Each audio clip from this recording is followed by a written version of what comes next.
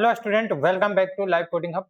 आप सभी स्टूडेंट का स्वागत है लाइव कोडिंग हब में। तो आज ये सभी स्टूडेंट, आज हम लोग बात करने वाले एक नए सीरीज के साथ बात करेंगे, जिसमें हम लोग बात देखने वाले हैं डिप्लोमा फोर्थ सेम के सभी स्टूडेंट के लिए, चाहे वो सीएस के स्टूडेंट हो या आईटीसी। सबसे ज़्यादा इंपॉर्टेंट जो सब्जेक्ट है आपका इंट्रोडक्शन टू ई गवर्नेंस के बारे में हम लोग बात करने वाले हैं। इंट्रोडक्शन टू ई गवर्नेंस क्या होते हैं इसके बारे में बात करने वाले हैं हम लोग। आज हम लोग देखने वाले हैं वन शॉर्ट लेक्चर, जिसमें हम लोग बात करेंगे यूनिट नंबर 1 की इंट्रोडक्शन टू ई गवर्नेंस के बारे में बात करेंगे।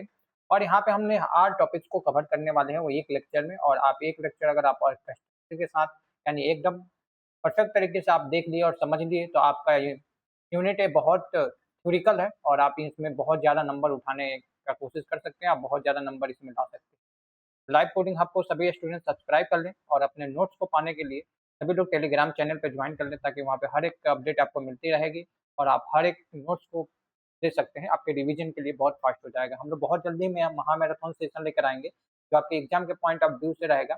और उसमें हम लोग बात करेंगे केवल सेलेक्टेड क्वेश्चन, जो आपको 5 क्वेश्चन हर एक यूनिट से दिया जाएगा, जो आपके एग्जाम में 100% आने की चांस रहेगी। सभी स्टूडेंट सब्सक्राइब कर लें लाइव कोडिंग हब को और अपने दोस्तों के पास शेयर कर दें, ताकि सभी स्टूडेंट आ जाएं। तो चलिए, आज के लेक्चर में हम लोग बहुत इंपॉर्टेंट सब्जेक्ट के बारे में बात करेंगे। इंट्रोडक्शन टू ई गवर्नेंस पूरी की पूरी आपके introduction to e governance theoretical subject है। और यहाँ पे हम लोग बात करेंगे इलेक्ट्रॉनिक गवर्नेंस के बारे में, कि एक इलेक्ट्रॉनिक सिस्टम, एक डिवाइस के बारे में क्या क्या हम नॉलेज रखें, या गवर्नमेंट किस तरह किस अप्रोच से काम करती है, गवर्नमेंट को क्या सोचना है।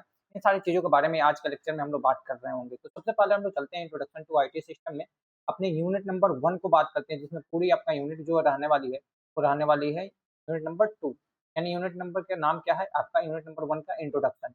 इंट्रोडक्शन में हम लोग देखेंगे कौन कौन से टॉपिक्स को हम लोग बात करेंगे इसमें। तो सबसे पहले हम लोग देखेंगे इमर्जिंग ट्रेड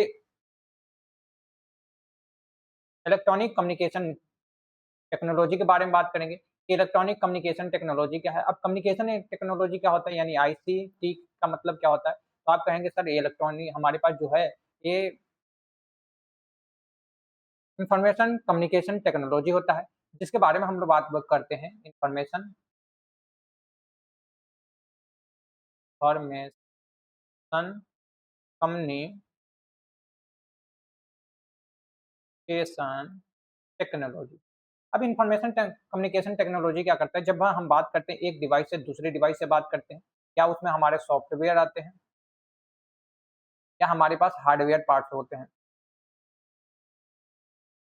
हार्डवेयर पार्ट्स होते हैं। अब आप लोग बात करेंगे तो मल्टीपल सॉफ्टवेयर से हम लोग बात करते हैं, जैसे व्हाट्सएप से बात कर लेते हैं, इंस्टाग्राम से बात करते हैं, ये फेसबुक से बात कर लेते हैं, यूट्यूब पे हम लोग अपने लेक्चर को देख सकते हैं। तो ये सब आपका क्या है, चाहे मल्टीपल एप्लीकेशन को हम लोग बात करते हैं, जब भी हम लोग कोई भी फॉर्म को फिल करना हो या गवर्नमेंट से हमें बात करना हो, मल्टीपल साइट हमें अवेलेबल होती है। तो वहाँ से हम लोग आसानी तरीके से हम लोग बात कर सकते हैं। दूसरा हम लोग बात करते हैं कि डिजाइन क्या होते हैं या इम्प्लीमेंटेशन क्या होते हैं ई गवर्नेंस प्रोजेक्ट को। अगर हमें इलेक्ट्रॉनिक गवर्नमेंट प्रोजेक्ट एक बनाना चाहते हैं, तो उसका अप्रोच क्या रहेगा, उसका डिजाइन क्या रहेगा, उस सेशन में हम लोग कौन कौन से पार्ट्स को कवर करें, जिससे हमारा एक अच्छे पावरफुल गवर्नमेंट साइट बन सके, गवर्नमेंट प्रोजेक्ट बन सके, जो बहुत ज्यादा पीपुल आए और एक बहुत फ्री सर्विसेज रहे। दूसरा हम लोग बात करेंगे ई गवर्नेंस लाइफ साइकिल के बारे में, कि क्या क्या हमें इंक्लूड, जैसे आप लोग देखे होंगे सॉफ्टवेयर इंजीनियरिंग में लाइफ साइकिल होती है। इसी तरह से हमारे इलेक्ट्रॉनिक गवर्नेंस में भी लाइफ साइकिल होती है, जिसमें हम लोग मल्टीपल स्टेप को फॉलो करके एक स्टेप का स्ट्रक्चर होता है, जो हम लोग किसी भी प्रोजेक्ट को, किसी भी गवर्नमेंट के एप्लीकेशन को बनाने में हम स्टेप का यूज करते हैं, जिससे कि हमारा ये एकदम स्मूथली प्रोजेक्ट हो जाता है, एकदम सिंपल प्रोजेक्ट हो जाता है और आसानी तरीके से हम लोग बात करते हैं। तो यहाँ पे हम लोग इन 3 टॉपिक्स है आपका टॉपिक, इसी टॉपिक्स में हम लोग कवर करने वाले हैं यूनिट नंबर 1 में। और ये सारे के सारे बहुत इंपॉर्टेंट हैं। आपके एग्जाम में बहुत पूछने का चांस रहते हैं और आपके एग्जाम में 100% यहाँ से आपको 3 क्वेश्चन देखने को मिल जाएगा, जो आपके 5 नंबर में रहेगा और आप यहाँ से बहुत आसानी तरीके से नंबर ले सकते हैं। आज के लेक्चर सभी स्टूडेंट देखें और सभी स्टूडेंट अपने दोस्तों के पास शेयर कर दें, ताकि लाइव कोडिंग हब को सब्सक्राइब भी कर लें, ताकि आपके हर एक नोटिफिकेशन, हर एक लेक्चर आपको इजीली प्रोवाइड हो जाए और आपको आसानी तरीके से मिलते रहें और आप उसे वॉचिंग करते रहें। चलिए आगे हम बढ़ते हैं। हम सबसे पहले देखते हैं इंट्रोडक्शन के बारे में। इंट्रोडक्शन देखेंगे, सबसे पहले आपके क्वेश्चन जो बनेगा वो क्या बनेगा, what is the e governance. E governance क्या है। तो सबसे पहले हम लोग बात करते हैं ई गवर्नेंस। तो ई का मतलब हम लोग बात करते हैं, ई का जो आपका मीनिंग होता है वो क्या होता है, इलेक्ट्रॉनिक। इलेक्ट्रॉनिक। और जी का मतलब आपका गवर्नेंस का मतलब होता है गवर्नेंस, गवर्नमेंट, गवर्नेंस। अब इलेक्ट्रॉनिक का मतलब क्या होता है, इलेक्ट्रॉनिक का मतलब होता है आपका डिवाइस जो आपके इलेक्ट्रिसिटी से चले, जो आपके पावर से चले, कोई भी एक पावर दें, चाहे वो बैटरी की पावर हो, चाहे वो आपके लाइट की पावर हो। जब हम कोई भी डिवाइस को पावर देते हैं तो हमारा वो काम कर करता है, चलता है। तो उसी को हम लोग बोलते हैं इलेक्ट्रॉनिक्स गवर्नेंस, जिसको हम लोग बात करते हैं उसी के इन्फॉर्मेशन में बात करेंगे, जिसमें हम लोग बोलते हैं आईसी के बारे में, जिसमें कम्युनिकेशन कैसे कर सकते हैं टेक्नोलॉजी के साथ, जैसे अपने फ़ोन के दूसरे फ़ोन से कैसे कनेक्ट कर सकते हैं, एक मोबाइल से एक लैपटॉप को कैसे कनेक्ट कर सकते हैं, या एक मोबाइल से एक एप्लीकेशन को कैसे कनेक्ट कर सकते हैं, इसके बारे में हम लोग अध्ययन करते हैं। तो इसी को हम लोग क्या बोलते हैं, ई गवर्नेंस बोलते हैं। बहुत आसान तरीका है, आपको कैसे लिखना है तो आप लिखेंगे सीधे कि ई गवर्नेंस, यानी इसका फुल फॉर्म लिखेंगे electronic governance is the use of the information. हम लोग यूज करते हैं इंफॉर्मेशन के लिए, और कौन कौन से इंफॉर्मेशन के लिए, किस इंफॉर्मेशन के लिए, एंड कम्युनिकेशन टेक्नोलॉजी, इसे हम लोग क्या बोलते हैं, कम्युनिकेशन टेक्नोलॉजी बोलते हैं, जिसे हम लोग बोलते हैं ICT. Such as the computer, ये क्या है, एक सच एक कंप्यूटर है जिसे हम लोग क्या करते हैं, इंटरनेट से कनेक्ट करते हैं। एंड मोबाइल डिवाइस, ये सब आपका क्या है, एक ई गवर्नेंस इलेक्ट्रॉनिक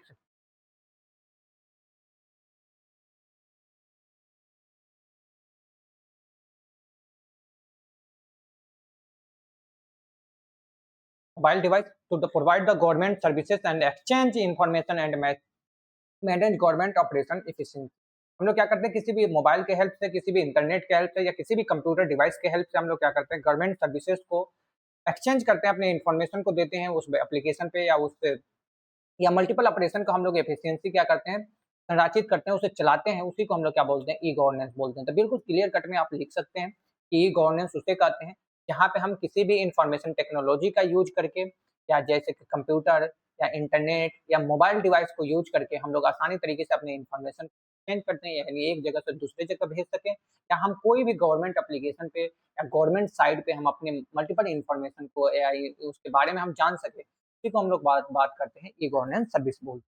बिल्कुल सिंपल सी बात है। यहाँ पे आप हिंदी में भी लिख सकते हैं कि ई गवर्नेंस का अर्थ है कंप्यूटर, इंटरनेट और मोबाइल जैसे सूचना एवं संचार तकनीक का उपयोग करके सरकारी सेवाओं को प्रदान करना। सरकारी सेवाओं को हम क्या कर सकते हैं, आसानी से प्रदान कर सके, उसका यूज कर सके। जानकारी का आदान प्रदान, जानकारी को हम लोग क्या कर सके, भेज सके या उसे जान सके, करना। सरकारी कार्यों को कुशलता पूर्वक संरचित करना, सरकारी कार्यों को संरचना पूर्वक क्या करना, सुचारित करना, यानी संरचना पूर्वक आसानी तरीके से चलाना या उसे देखना, उसे समझना। इसी को हम लोग क्या बोलते हैं, ई गवर्नेंस बोलते हैं। तो बिल्कुल आसान है, आपको ई गवर्नेंस टॉपिक अब आप आसानी तरीके से यहाँ से पढ़ भी सकते हैं, और आसानी तरीके से आप समझ भी गए होंगे। और इनको बहुत आसान, ये चैप्टर आपको बिल्कुल थ्योरिकल है, और आप थोड़ा सा भी समझ गए तो आप आसानी तरीके से लिख सकते हैं। दूसरा हम लोग बात करते हैं, दूसरा पॉइंट आपको क्या कहता है कि हमें क्या-क्या ये अलाउ करता है, क्या-क्या प्रोवाइड करता है। तो इट अलाउज सिटीजन, जिसमें कि हमारे पास सिटीजन होते हैं, मल्टीपल यूजर होते हैं, बिज़नेसमैन भी होते हैं हमारे पास, एंड गवर्नमेंट डिपार्टमेंट भी होती है। गवर्नमेंट डिपार्टमेंट जो उसे क्या करती है, उस एप्लीकेशन को, उस सिस्टम को मैनेज करती है। To the interact electronic interest and use to traditional proper base paper base method को, पेपर बेस मेथड को हम लोग क्या कन्वर्ट कर देते हैं, एक डिजिटली फॉर्म में कन्वर्ट कर देते हैं। जैसे फॉर एग्जांपल अगर हम बात करें कि मान के चलिए हम लोग बात करते हैं कि हमारे पास पहले क्या था, पहले हम लोग कोई भी आपको नोटिफिकेशन मिलती थी, नोटिफिकेशन मिलती थी, तो आप कैसे मिलती थी, आपके पेपर पे मिलती थी, पेपर पे, या आपके पेपर पब्लिश पे मिलती, चाहे आपके न्यूज हो गया, न्यूज़ न्यूज़ पर मिलती थी, या आप उसे क्या कर सकते थे, आसानी तरीके से आपके कोई भी एप्लीकेशन देखते थे तो जाकर साइबर कैफ़े से आप लोग पता करते थे, वहाँ पे लिस्ट लगी होती थी, तो आप सरकारी नौकरी के बारे में जानते थे और उसके डिवाइस के बारे में। लेकिन जब भी हमारे पास डिजिटल सिस्टम हुआ, यानी डिजिटल में हम लोग कन्वर्ट हुए, यानी हम लोग आप मल्टीपल एप्लीकेशन को यूज़ करने लगे। हम लोग बात करेंगे कंप्यूटर को यूज़ करने लगे, इंटरनेट का यूज़ करने लगे, या हम मोबाइल फ़ोन को यूज़ करने लगे, फ़ोन का यूज़ करने लगे, तो ये हमारे पास क्या हो गया, डिजिटली हो गया। तो अब इसे हम लोग किसमें कन्वर्ट कर दिया, डिजिटली में कन्वर्ट कर दिए। जो हमारे पेपर वर्क था, पेपर पेपर वर्क को हम किसमें कन्वर्ट कर दिए, डिजिटली में। डिजिटल इलेक्ट्रॉनिक में हम लोग कन्वर्ट कर दिए, जिसे हम लोग बात करते हैं, डिजिटली में हम लोग कन्वर्ट कर दिए। तो यहाँ पे हम लोग जो भी नोटिफ़िकेशन आती है सरकार के द्वारा, या कोई भी सरकार के पॉलिसी लॉन्च होती है, वो आपके किस पे मिल जाती है, एक सरकार की एप्लीकेशन होती है, वहाँ पे आपको आसानी तरीके से प्रोवाइड की जा कर दी जाती है। जिससे आप आसानी तरीके से इंटरैक्ट कर सकें, उसे देख सकें और आसानी तरीके से उसे क्या कर सकें, समझ सकें। तो यहाँ पे बात है यहाँ पे हम बात करते हैं यह नागरिकों को, नागरिक मतलब सिटीज़न जितने भी हम लोग हैं, जितने भी पब्लिक है इंडिया, भारत में जो भी पब्लिक रहती है, उसे हम लोग क्या बोलते हैं? सिटीज़न बोलते हैं। व्यवसाय और सरकारी विभागों को परिचालन कागजी प्रणाली से कागजी प्रणाली से के जवाब इलेक्ट्रॉनिक माध्यम से कार्य करने की सुविधा दे देती है। उसी को हम लोग क्या बोलते हैं? इलेक्ट्रॉनिक गवर्नेंस बोलते हैं। नहीं क्या हुआ कि जो भी हमारे पहले पेपर वर्क था, जो भी हम लोग पेपर पर लिखते थे, लिख कर बनाते थे या नोटिफ़िकेशन देते थे, उसे अब हमारा क्या हो गया? डिजिटली हो गया कि एक बार क्लिक कीजिए, सब सभी के फ़ोन में, सभी के पास इन्फॉर्मेशन पहुँच जाती है, चाहे वो न्यूज़ के माध्यम हो गया, चाहे आपका डिजिटल मोबाइल के माध्यम से हो गया या कंप्यूटर के माध्यम से हो गया या किसी भी सीरियल चैनल के माध्यम से हो गया। तो ये क्या हो गया? आपके हर एक इन्फॉर्मेशन अपडेट टू डे पहुँच जाती है। जैसे आप लोग अभी देखते होंगे कि ईरान में और आपके ईरान से और यूएसए से आपका लड़ाई चल रही है, तो आपका हर एक अपडेट आपको मिल जाती है, किसका? डिजिटल माध्यम में। आप पहले क्या था कि पेपर वर्क आपको पता भी नहीं चलता था कि वार हो रहा है या नहीं हो रहा है, क्या लिखते हैं, क्योंकि जब तक पेपर में नहीं आता तब तक। लेकिन अब क्या है, अब डिजिटली माध्यम में सारी चीज़ें आप लोग देख लेंगे। जैसे यहाँ पे हम लोग ऑनलाइन पढ़ रहे हैं, तो ऑनलाइन यहाँ पे आप लोग यूट्यूब पे पढ़ रहे हैं, यूट्यूब से पढ़ रहे हैं। तो इसका मतलब क्या हो गया? ये भी आपका डिजिटली फॉर्मेट में है कि जिससे कि आप लोग आसानी तरीके से अपने घर बैठे अपने काम को कर सकते हैं। हर एक नोटिफ़िकेशन आपको मिल जाता है। तो यहाँ पे हम लोग जो बात करते हैं वो किससे बात करते हैं? इंटरनेट गवर्नेंस से बात करते हैं।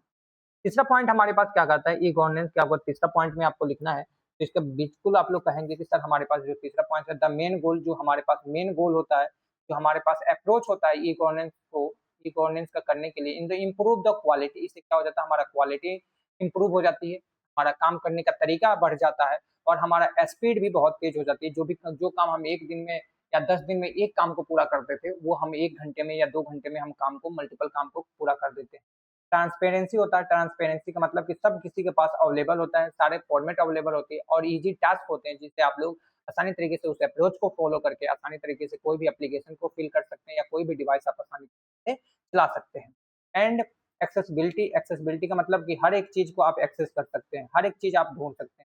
गवर्नमेंट सर्विसेज़ पे, हर एक गवर्नमेंट सर्विसेज़, जैसे कि आपको पता चला कि कोई सरकारी नौकरी आई है, तो सरकारी चाहे आपकी रिज़ल्ट है, तो रिज़ल्ट आपको कहाँ से मिल जाती है? तो आप कहते हैं सर हमारे प्लेटफ़ॉर्म से मिल जाती है, जहाँ से हम लोग जानते हैं, अपने रोल नंबर को डालते हैं, अपने हर एक स्टूडेंट का अलग-अलग आपका नंबर आते हैं, वो सारे नंबर आपको पता चल जाते हैं। तो ये किस तरह से एफिशिएंसी के साथ है, क्वालिटी के साथ आता है, आपके स्पीड से आता है और आपकी एक्सेसिबिलिटी बहुत आसानी हो जाती है, आप किसी भी चीज़ को एक्सेस कर सकते हैं और किस पे? अपने एप्लीकेशन और साइट पे जाके। तो उसी को हम लोग क्या बोलते हैं? ई-गवर्नेंस एप्लीकेशन बोलते हैं। जिसके अगर हम हिंदी में बात करें तो ई-गवर्नेंस का मुख्य उद्देश्य सरकारी सेवाओं को गुणवत्ता, गति और पारदर्शी और उपलब्धता को बेहतर बनाना मतलब कि अच्छे रूप से किसी भी एप्लीकेशन को चलाना, अच्छे रूप से काम करना। इसको हम लोग इम्प्रूवमेंट लाए किसके? डिजिटल माध्यम से, जिसे हम लोग बोलते हैं ई-गवर्नेंस के माध्यम से।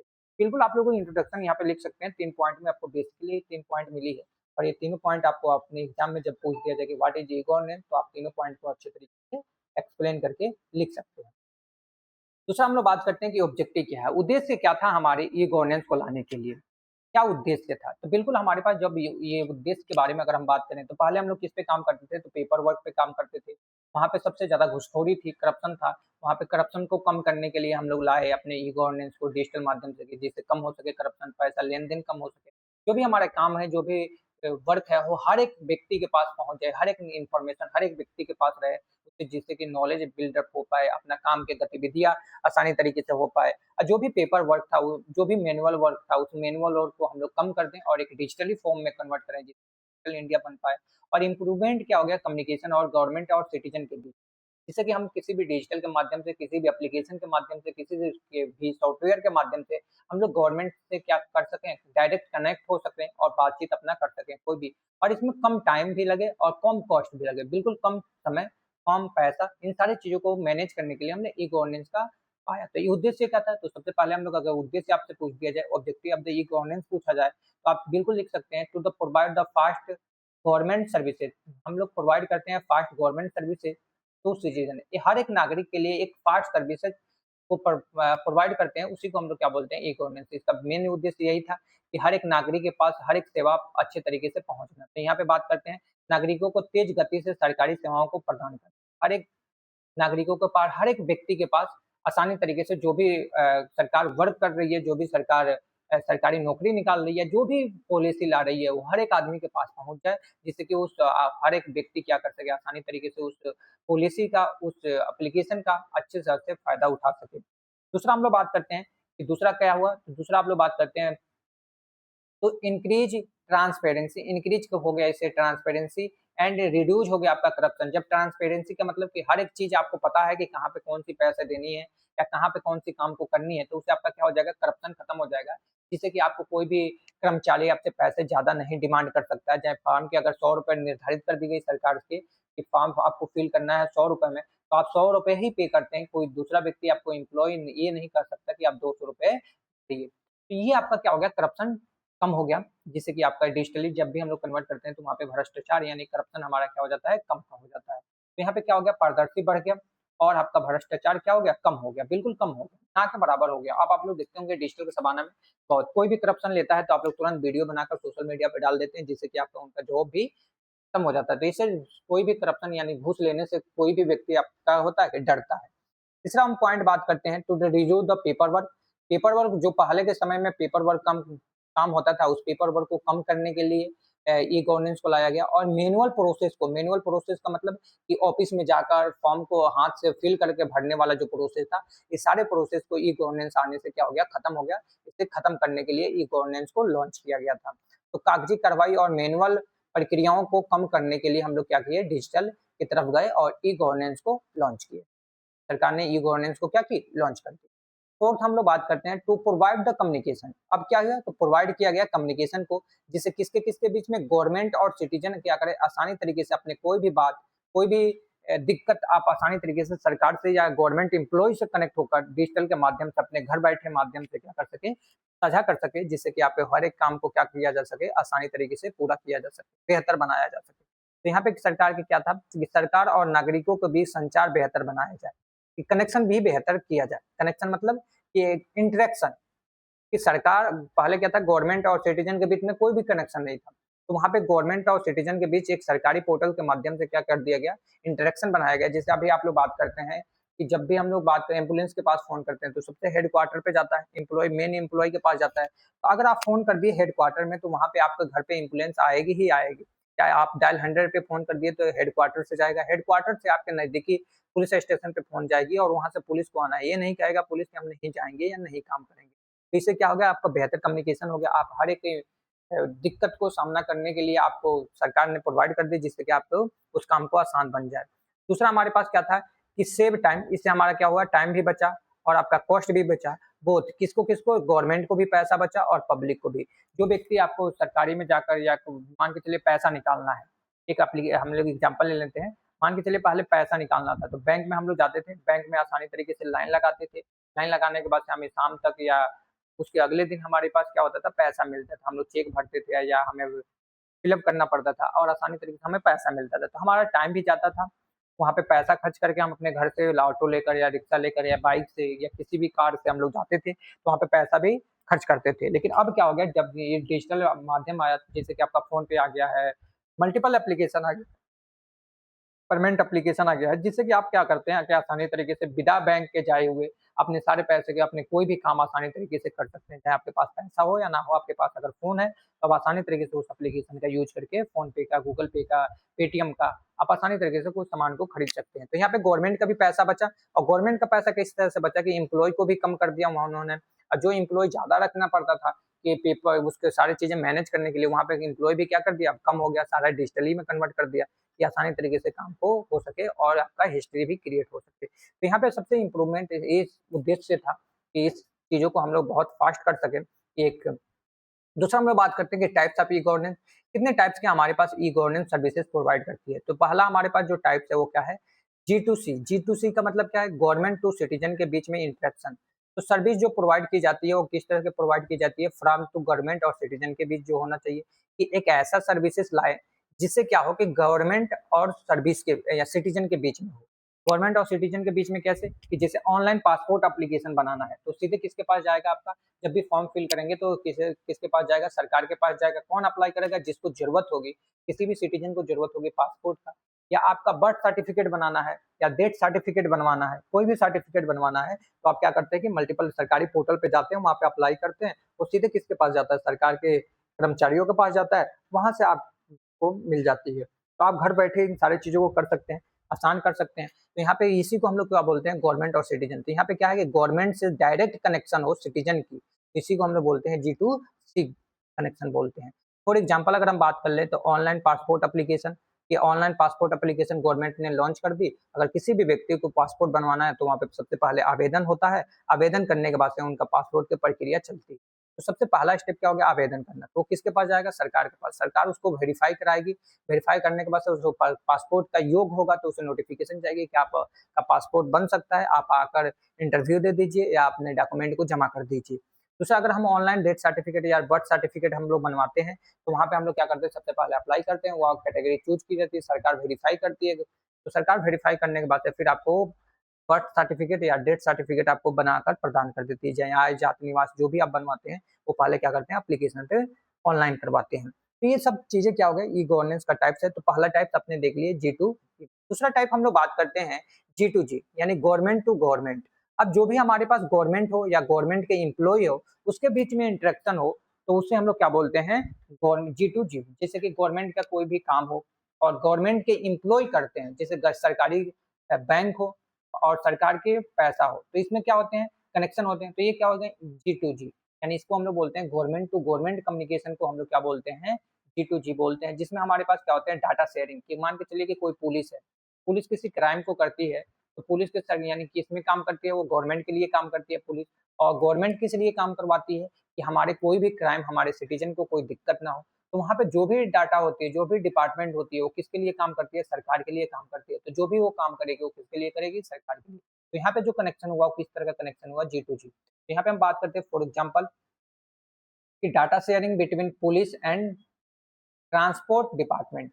कि पुलिस और ट्रांसपोर्ट डिपार्टमेंट में जो भी डाटा शेयर किया जाता है, उसको यहाँ क्या होता है कि एक जो अब मान के चलिए सरकारी बस है, तो सरकारी बस में आपके जितने भी पैसे आएंगे, जो भी एम्प्लॉय काम करेंगे वो सरकारी रहेंगे। जो भी पैसा आएगा वो किसके खाते में जाएगा, सरकार के खाते में जाएगा। तो यहाँ पे जो कनेक्शन हुआ वो क्या हुआ, G2G हुआ। यहाँ पे कोई भी सरकार देखने नहीं आती, अपने एम्प्लॉय को छोड़ रखी है, यहाँ पे सारी चीजों को आसानी तरीके से ले जाए और टाइम टू टाइम अपने काम को करने के लिए, कंप्लीट करने के लिए। चाहे पुलिस है, कोई भी एप्लीकेशन देते हैं तो एप्लीकेशन सबसे पहले कहाँ जाता है, सरकारी कोर्ट में जाता है, उसका पूरा विवरण किया जाता है, हर एक प्रोसेस होती है। उसी को हम लोग क्या बोलते हैं, G2G। यानी कोई भी एम्प्लॉय सरकार के लिए काम करती है, उसी को हम लोग बोलते हैं G2G। ठीक है। तीसरा पॉइंट की बात करते हैं G2B। अब G2B क्या है कि बिजनेसमैन के लिए, जैसे गवर्नमेंट और बिजनेसमैन। और गवर्नमेंट और बिजनेसमैन कैसे हो सकते हैं कि मान के चलिए कोई व्यक्ति है और व्यक्ति क्या करता है कि मान के चलिए कोई हम लोग हैं, जैसे कि हम लोग सड़क बनवाते हैं और सरकार को सड़क बनवाना है, तो हम लोग क्या किए कि सरकार से सीधे बातचीत किए और उनका टेंडर ले लिए, हम अपना काम किए, अपने अच्छे तरीके से रोड बनाए। तो रोड किसके लिए बना रहे हैं, सरकार के लिए, लेकिन बना कौन रहा है, बिजनेसमैन। बिजनेसमैन मतलब कि वो काम को कर रहा है, वो रोड को बना ही रहा है, केवल उसके एक्सपीरियंस किसमें है, रोड बनाने में। तो ये क्या हो गया, गवर्नमेंट टू बिजनेस। यहाँ पे हम लोग बात करते हैं जो सर्विसेज प्रोवाइड की जाती है वो किस तरह की प्रोवाइड की जाती है, provide to the business, businessman के लिए प्रोवाइड की जाती है सर्विस, उसी को हम लोग बोलते हैं G2B। अब यहाँ पे जैसे फॉर एग्जांपल मान लें online tax filling. Online tax filling का मतलब कि जो भी टैक्स फिलिंग होती है तो कौन टैक्स देता है, जो बिजनेसमैन, जो सबसे ज्यादा पैसा कमाते हैं। तो पैसा किससे कमा सकते हैं, तो जो अपना दुकान चलाते हैं, जो अपना शॉप चलाते हैं, या कुछ भी, जैसे कि आपका अंबानी हो गया, अडानी हो गए, ये सब क्या है कि गवर्नमेंट के लिए काम करते हैं, गवर्नमेंट के लिए टैक्स फिल करते हैं। तो किसके पैसा देते हैं, जो आप जो भी काम करते हैं, जितना पैसा कमाते हैं, कुछ हिस्सा क्या करते हैं, सरकार को देते हैं। तो ये क्या हो गए आपके बिजनेसमैन। चाहे आप कोई भी दुकान खोलना चाहते हैं या कोई भी शॉप चलाना चाहते हैं, कोई भी स्कूल खोलना चाहते हैं, तो सबसे पहले रजिस्ट्रेशन होना पड़ता है कि हमें सरकार के साथ जुड़ना पड़ता है। तो उसके लिए रजिस्ट्रेशन आप प्रोसेस के लिए हम लोग क्या बोलते हैं, गवर्नमेंट टू बिजनेस। कोई भी बिजनेसमैन आदमी अपना बिजनेस को चलाना चाहता है तो सबसे पहले सरकार से क्या करना पड़ेगा, रजिस्ट्रेशन लेगा। तो बिजनेसमैन रजिस्ट्रेशन के लिए भी हम लोग क्या करते हैं, सरकार। तो इस तरह के पॉलिसी को हम लोग क्या बोलते हैं, G2B बोलते हैं। इस तरह के पॉलिसी को हम लोग क्या बोलते हैं, G2B बोलते हैं। तो आपके पास तीन तरीके के आप लोग टाइप्स देख लिए, गवर्नमेंट ये types of e governance services की। अगर हम बात करते हैं फोर टाइप की, तो यहाँ पे क्या है कि गवर्नमेंट टू ई, यानी गवर्नमेंट और एम्प्लॉय के बीच में जो भी आपका सर्विसेज बिल्ड होती है उसे हम लोग क्या बोलते हैं, गवर्नमेंट एम्प्लॉय। यानी कि जो भी सरकारी विभाग में काम करते हैं, जहाँ सैलरी स्लिप बनती हो, लीव एप्लीकेशन आप लोग फिल करते हैं। जैसे आप सरकारी टीचर हैं, तो सरकारी टीचर हैं तो आपकी सैलरी आएगी, सैलरी कौन प्रोवाइड करेगा, आपका सरकार प्रोवाइड करेगा। तो उसके पास वो डाटा भी रहती है कि कितना किसको हमने सैलरी दिया, कितने दिन काम किए, वो कितने दिन का काम दिए जाए। आप लोग एप्लीकेशन लीव भरते हैं, आप लोग छुट्टी मांगते हैं। जैसे कोई भी सरकारी आदमी है तो छुट्टी मांगेगा, हर कोई एम्प्लॉय रहेगा, वहाँ पे तो ये नहीं कहेगा कि हम इसको बोल के चले गए, जैसे प्राइवेट में होता है कि आप सीनियर को बोल के चले गए, छुट्टी ले ली। तो वहाँ पे सरकारी जो होते हैं, वहाँ पे जो छुट्टी ली जाती है, वो सरकारी एप्लीकेशन को फिल किया जाता है और डायरेक्ट सरकार के पास जाती है, गवर्नमेंट के पास जाती है, गवर्नमेंट अप्रूवल देता है, तो आसानी तरीके से वो क्या कर सकता है, छुट्टी ले सकता है। तो यहाँ पे हम लोग जो बात करते हैं फॉर एग्जाम्पल सैलरी स्लिप के लिए या लीव एप्लीकेशन को अप्लाई करते हैं, ये हमारा किसका लिए होता है, तो आप बताते हैं कि गवर्नमेंट टू एम्प्लॉय, यानी एम्प्लॉय अपने सारे काम को, सारी चीजों को फॉर्मेटिव वाइज करता है, एक एप्लीकेशन के माध्यम से करता है और अपने सरकार को बताता है, उसी को हम लोग क्या बोलते हैं, टाइप्स ऑफ ई गवर्नेंस, जिसे हम लोग बोलते हैं G2E, गवर्नमेंट टू एम्प्लॉय। तो यहाँ तक आप बिल्कुल समझ में आ गए, यानी 4 आपके पास पॉइंट है कि आप आसानी तरीके से 4 पॉइंट को जब भी आपको टाइप्स ऑफ ई गवर्नेंस पूछा जाए तो आप आसानी तरीके से लिख सकते हैं। कौन-कौन से बोल लिख सकते हैं? तो पहला आप लिख सकते हैं कि हमारे पास G2G है, दूसरा हमारे पास क्या है, G2E है, तीसरा हमारे पास क्या है, G2B है बिजनेसमैन के लिए, तीसरा चौथा हमारे पास क्या है, तीसरा आप चौथा बोलेंगे सर G2, तो बस हम लोग क्या बोले थे कि G2 हमारे पास किसका था, सिटीजन के लिए, यानी सी है, G2 सी। तो ये 4 एप्लीकेशन, 4 आपका ये वर्किंग है, ये टाइप्स होते हैं ये गवर्नेंस के, इतने तरीके से गवर्नमेंट क्या करती है अपने काम को करने की तरीका है, जो इतने कैटेगरी में बांट रखी है, 4 टाइप है ना, क्या कर रखी है, बांट रखी है, ठीक है। अब इसके एडवांटेज की बात करें कि क्यों है इस कैटेगरी में बांटा गया, तो इससे क्या हो गया कि यहाँ पे जो काम है, provide quick and efficient services, कि जिससे आसानी तरीके से सर्विसेज को प्रोवाइड किया जा सके और आसानी तरीके से एफिशिएंसी के साथ उस सर्विसेज को दे सके, उस आवेदन को कुशलतापूर्वक पढ़ा जा सके, तेजी के साथ उस पे काम किया जा सके। इसलिए 4 कैटेगरी में सरकार ने क्या कर दी, अपने काम को बाँट दी। दूसरा हमारे पास क्या था, दूसरा पॉइंट क्या था कि reduce the corruption and increase the transparency, कि इससे क्या हो सके, करप्शन को रिड्यूस कर दिया जाए, करप्शन को कम कर दिया जाए,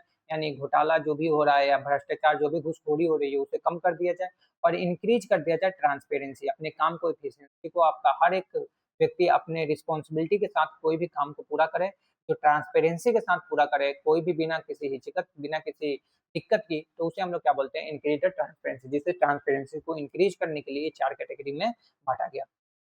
तीसरा पॉइंट क्या है कि save the time and reduce the paper work, कि जिससे कि क्या होगा कि अपने टाइम को बचाने के लिए और जो भी पेपर मैनुअल काम करने के लिए, अपने प्रोसेस को लंबे समय तक ना खींचने के लिए, इस काम को पूरा करने के लिए डिजिटली माध्यम से इसको हमें 4 कैटेगरी में बांटा गया है ई गवर्नेंस एप्लीकेशन को। दूसरा हमने बात करते हैं, चौथा हम पॉइंट की बात करते हैं ईजी टू एक्सेस, जो आसानी तरीके से किसी भी चीज को देखा जा सके, चाहे जो गवर्नमेंट सर्विसेज हो या एवरीथिंग एनीथिंग आपको एनीवेयर, चाहे किसी भी टाइम, किसी भी समय आप अपने गवर्नमेंट एप्लीकेशन पे या गवर्नमेंट वेबसाइट पे आप अपने काम को पूरा कर सकते हैं। चाहे आप जब भी फ्री हो, रात को समय फ्री हो या सुबह में फ्री हो या 8 बजे के बाद फ्री हो, किसी भी टाइम फ्री हो, आप अपने आवेदन को कर सकते हैं, अपने सर्विसेज, अपने काम को पूरा कर सकते हैं एक एप्लीकेशन के माध्यम से। एक इस काम को बढ़ाने के लिए हमारे पास है। दूसरा हम लोग बात करते हैं improve the accuracy and reduce the record the management, यानी कि हमारे पास क्या हो, अप्रूव ज़्यादा से ज़्यादा इम्प्रूव कर दिया गया एक्यूरेसी को। एक्यूरेसी का मतलब कि जो भी आपका काम का रिकॉर्ड है, वो अच्छे तरीके से काम का रिकॉर्ड हो, अच्छे तरीके से आपका काम हो पाए, जो ज़्यादा से ज़्यादा काम को हम लोग कर पाएँ। और रिकॉर्ड मैनेजमेंट, यानी हमारा जो भी काम हो, जो भी वर्क है, वो सारी चीज़ें हमें समझ में आए कि आज हमारे एम्प्लॉयी कितना छुट्टी मारे हैं, कितना वर्क पे गए हैं, कितना काम कर रहे हैं, किस कॉलेज में कितने स्टूडेंट ने छुट्टी ले लिया। इन सारी चीज़ों को रिकॉर्ड मैनेज करने के लिए हमें इन सारी चीज़ों को बाँटना पड़ा, यानी 4 कैटेगरी में आपको ई-गवर्नेंस को बाँटना पड़ा। बिल्कुल सिंपल सी बात है, एडवांटेज आप फ़ायदा देख लिए। दूसरा हम लोग बात करते हैं कि हमारे पास ई-गवर्नेंस का एग्जाम्पल क्या है? तो सबसे पहले हम लोग बात करते हैं ऑनलाइन सर्विसेज़। आधार कार्ड के जितने भी आपका सर्विसेज़, जो भी आधार कार्ड बनती है, तो किसके द्वारा बनती है? गवर्नमेंट के द्वारा बनती है। आप लोग किस पे आवेदन करते हैं? एप्लीकेशन पे आवेदन करते हैं। तो ये क्या हो गया, आपका एक पार्ट्स हो गया, ये गवर्नेंस का आपका क्या है, एक सर्विसेज़ है। दूसरा हम लोग बात करते हैं पासपोर्ट।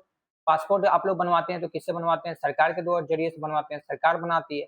सरकार भी आपको क्या करती है, एक एप्लीकेशन लॉन्च कर रखी है, जिससे आपको आसानी तरीके से अपने काम को पूरा कर सकें। दूसरा, अगर हम ऑनलाइन बिलिंग इलेक्ट्रिसिटी बिल भरते हैं, यानी ऑनलाइन बिल भरते हैं या वाटर बिल भरते हैं, पानी के बिल भरते हैं, जितने भी भुगतान करते हैं हम लोग सरकार को, वो सारी चीज़ें क्या है, एक ऑनलाइन माध्यम से, एक एप्लीकेशन के माध्यम से हम लोग बिल को पे कर सकते हैं। अब हमें इलेक्ट्रिसिटी को बिल देने के लिए हमें किसी ऑफिस में नहीं जाना पड़ता है, हम लोग ऑनलाइन ही पेमेंट कर देते हैं। या पानी का बिल हम लोग, आप लोग गाँव में तो बिल पानी का नहीं देना पड़ता, लेकिन शहर में पानी का बिल देना पड़ता है, तो इसलिए सरकार को भी क्या कर देती है, सरकार को आसानी तरीके से प्रोवाइड कर देती है। ये चौथा पॉइंट हम लोग बात करते हैं कि digital land record. Digital land record का मतलब कि जो भी आपका भूमि है, जो भी आपका ज़मीन है, उस ज़मीन पे पूरा आपको बायोडाटा आपको सरकार रखती है एक डिजिटल एप्लीकेशन पे, जिसे हम लोग बोलते हैं भूलेख। भूलेख एप्लीकेशन आप लोग डाउनलोड करेंगे तो आपने जो भी आपका ज़मीन का नंबर होगा, वो ज़मीन का नंबर दर्ज करेंगे तो आपका पूरा भूलेख बता देगा कि किसके नाम से है, कहाँ पे है, किस लोकेशन पे है, कितना एरिया है। इन सब चीज़ों को आपको रिकॉर्ड देख सकते हैं घर बैठे। तो ये क्या हो गया, आपके पूरा पेपर वर्क देख सकते हैं। तो इसके लिए हमारी ई-गवर्नेंस को लाया गया। सरकार इसलिए अपने काम को लाई, ई-गवर्नेंस एप्लीकेशन को लॉन्च की। दूसरा हम लोग बात करते हैं सबसे पहले imaging trade in the electronic communication. क्या है हमारे पास इलेक्ट्रॉनिक कम्युनिकेशन? बिल्कुल आप लोग ये बात करेंगे, सबसे ज़्यादा हमारे पास जो इलेक्ट्रॉनिक कम्युनिकेशन होती है, ये क्या होती है, डिजिटल से बात करने के लिए, कोई भी काम को प्रोसेस करने के लिए, यानी पेपर वर्क को डिजिटली फॉर्म में कन्वर्ट करने के लिए हम लोग इलेक्ट्रॉनिक कम्युनिकेशन ई गवर्नेंस का प्रयोग करते हैं, यानी इंफॉर्मेशन कम्युनिकेशन टेक्नोलॉजी का प्रयोग करते हैं, जिससे कि हमारे पास क्या हो जाए कि हम अपने फास्ट से फास्ट ज़्यादा से ज़्यादा काम को पूरा कर सकें और आसानी तरीके से अपने डाटा को प्रोसेस कर सकें, किसके फॉर्म में, डिजिटली फॉर्म में। तो यहाँ पे आपको किस तरह से लिखना है, जब भी आपको आईसी पूछ दिया जाए, यानी what is electronic information communication technology पूछा जाए, तो आप सीधे लिख सकते हैं imaging trade IC refer to the new and developing. ये क्या है, एक न्यू है एंड डेवलपिंग टेक्नोलॉजी है in the information and communication technology that improve the communicate data processing and digital services। कि हम डिजिटल सर्विसेज के माध्यम से, मतलब मल्टीपल डिजिटल डिवाइस के जरिए या अपने कंप्यूटर के जरिए, अपने लैपटॉप के जरिए, अपने फोन के जरिए हम लोग कोई भी डाटा को या कोई भी किसी भी चीज के प्रकार के कोई भी इंफॉर्मेशन हम सजा कर सके, किसी एप्लीकेशन के माध्यम से, किसी टेक्नोलॉजी के माध्यम से। इसी को हम लोग बोलते हैं इंफॉर्मेशन कम्युनिकेशन टेक्नोलॉजी। तो यहाँ पे आप हिंदी में भी बात कर सकते हैं कि इसी का वो बढ़ते रुझान को देखते हुए का अर्थ है नए और विकसित हो रही तकनीक जो संचार और डाटा प्रोसेसिंग और डिजिटल सेवाओं को बेहतर बना सकते, कि बेहतर से बेहतर बनाया जा सके, डिजिटल से डिजिटल कामों को पूरा किया जा सके। दूसरा पॉइंट आप क्या लिख सकते हैं, this technology help to government. ये टेक्नोलॉजी किसको हेल्प करती है, गवर्नमेंट को हेल्प करती है, बिजनेसमैन को हेल्प करती है, इन द इंडिविजुअल या कोई भी व्यक्ति को हेल्प करती है, जो अपने काम को क्या कर सके, अपने वर्क को फास्ट कर सके, स्मार्ट तरीके से कर सके, या मोर इफिशिएंसी के साथ अपने 100% शुद्धता के साथ अपने काम को क्या कर सके, पूरा कर सके, किसी भी इलेक्ट्रॉनिक डिवाइस के माध्यम से या किसी भी प्लेटफॉर्म के माध्यम से, यानी आप सीधे कर सकते हैं ऑनलाइन के माध्यम से। दूसरा पॉइंट देख लिया हम। चलिए अब हम बात करते हैं मेजर, हमारे पास जो मेजर इमर्जिंग ट्रेंड है, जो हमारे पास मेजर किसको किसको हम लोग बात करते हैं, तो मेजर आपके पास क्या होता है, क्लाउड कंप्यूटिंग होता है, कि आप ऑनलाइन अपने डाटा को किसी भी एप्लीकेशन पर रखने के लिए आप लोग क्लाउड कंप्यूटिंग का प्रयोग करते हैं। आईओटी थिंग की बात करते हैं कि जो मल्टीपल डिवाइस आपके आते हैं, जैसे सेंसर हो गया, ये कोई भी है, तो आप इंटरनेट ऑफ थिंग के उपयोग करते हैं। आर्टिफिशियली, अभी इस समय आर्टिफिशियली आ गया कि कोई भी काम को अपना करना है या कोई भी चीज सर्च करना है, हम एआई पे जाके, चाहे चैट जीपीटी पे, किसी भी चीज पे जाकर हम आप आसानी तरीके से अपने काम को पूरा कर सके। मोबाइल कंप्यूटिंग आ गया कि मोबाइल कंप्यूटिंग के माध्यम से हम अपने हर एक मोबाइल के एप्लीकेशन या हर एक चीज के या फोटो जो भी चीजें हैं वो अपने आसानी तरीके से रख सकते हैं, डिजिटली फॉर्मेट में रख सके। दूसरा हम लोग बात करते हैं बिग डाटा की, कि बड़े से बड़े डाटा हम लोग क्या कर सके, डिजिटल माध्यम में रख सके, जो हमारा डाटा खोए ना। साइबर सिक्योरिटी, साइबर सिक्योरिटी का मतलब कि अपने सिस्टम को, अपने एप्लीकेशन को, अपने इंफॉर्मेशन को, अपने हर एक डाटा को क्या कर सके, प्रोटेक्ट कर सके, सेफ रख सके, किसके माध्यम से, डिजिटल के माध्यम से। दूसरा हम लोग बात 7 नंबर बात करते हैं e governance and digital services. हमारे पास क्या मिलती है कि जो आपके मेजर पॉइंट है, जो आपके internet of information of communication technology की पॉइंट है। तो 7 पॉइंट आप लिख सकते हैं जब भी आपसे पूछा जाए तो मेजर पॉइंट क्या है। तो सबसे पहले हम लोग बात करते हैं क्लाउड कंप्यूटिंग। क्लाउड कंप्यूटिंग हमारे पास होती है, तो आप लोग लिखेंगे क्लाउड कंप्यूटिंग अलाउ करता है यूजर को to the store the access data and application over to internet interest to local computer, कि अपने लोकल कंप्यूटर पे अपने डाटा को रखे बिना हम लोग क्या करें, एक इंटरनेट के माध्यम से, किसी एप्लीकेशन के माध्यम से अपने डाटा को क्या कर सके, क्लाउड में स्टोर कर सके, जो लंबे समय तक अगर हमारा डिवाइस खराब भी हो जाए तो हमारा डाटा सुरक्षित रहे, हमारा डाटा सुरक्षित बचे। तो इसलिए हम लोग किसका प्रयोग करते हैं, क्लाउड कंप्यूटिंग का प्रयोग करते हैं। तो यहाँ पे हम लोग बात करते हैं क्लाउड कंप्यूटिंग में डाटा और एप्लीकेशन को लेकर कंप्यूटर के बजाय इंटरनेट पर स्टोर और एक्सेस किया जा सकता है, जिससे कि हम लोग क्या कर सके, अपने कंप्यूटर में कोई डाटा ना रखकर अपने फ़ोन में डाटा ना रखकर, किसी एप्लीकेशन पे डाटा ना रखकर, हम इंटरनेट के माध्यम से हम इंटरनेट पे डाटा रख दें, जिसे हम लोग क्या बोलते हैं, क्लाउड कंप्यूटिंग बोलते हैं। उसपे अगर हम डाटा रख दें, तो हमें कभी भी किसी भी डिवाइस से या दूसरी डिवाइस से या तीसरी डिवाइस से हमें एक्सेस करने की ज़रूरत पड़े, तो हम अपने आराम से लॉगिन करके लोग क्या कर सकें, रख सकें। जैसे आपका ईमेल आईडी है, ईमेल आईडी में 15 जीबी का स्टोरेज मिलता है।